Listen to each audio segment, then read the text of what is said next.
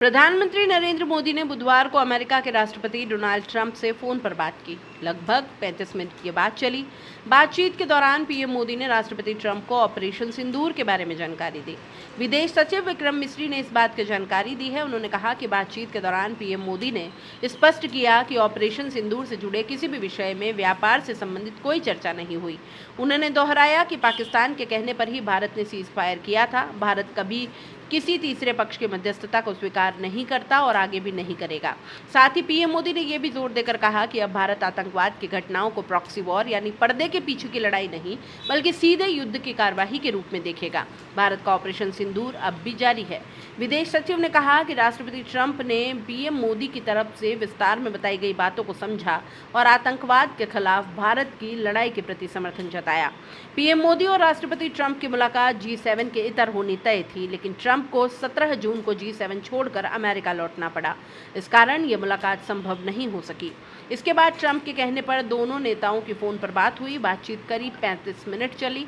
22 अप्रैल को पहलगाम हमले के बाद राष्ट्रपति ट्रंप ने फोन पर पीएम मोदी से शोक संवेदना जताई थी और आतंक के खिलाफ समर्थन जताया। इसके बाद दोनों नेताओं ने 18 जून को यह पहली बातचीत थी, इसलिए पीएम मोदी ने राष्ट्रपति ट्रंप ने ऑपरेशन सिंदूर पर विस्तार से बात की।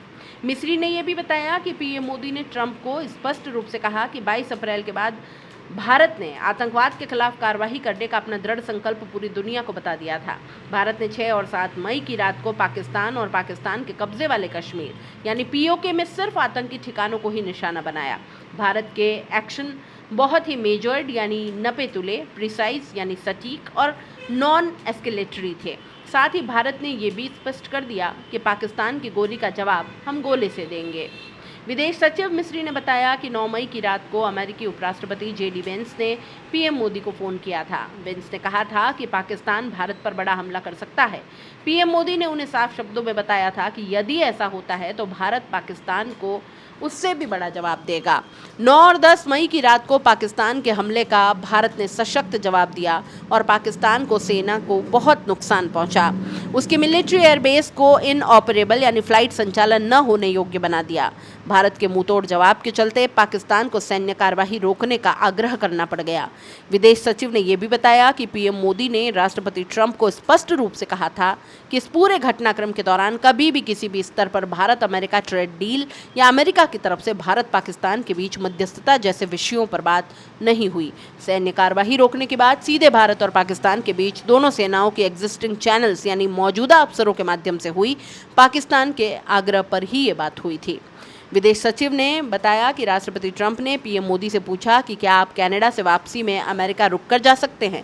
पहले से तय कार्यक्रमों के कारण पीएम मोदी ने इसमें असमर्थता जताई।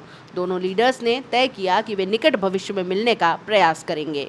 प्रधानमंत्री मोदी ने राष्ट्रपति ट्रंप को स्पष्ट रूप से कहा कि 22 अप्रैल के बाद भारत ने आतंकवाद के खिलाफ कार्रवाई करने का अपना दृढ़ संकल्प पूरी दुनिया को बता दिया था।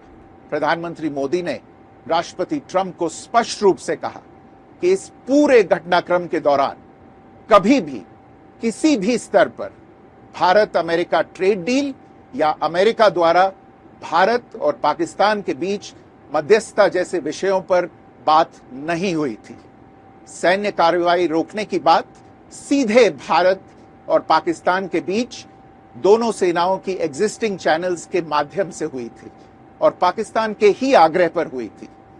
प्रधानमंत्री मोदी ने यह भी कहा कि भारत अब आतंकवाद को प्रॉक्सी वॉर नहीं, युद्ध के रूप में ही देखता है।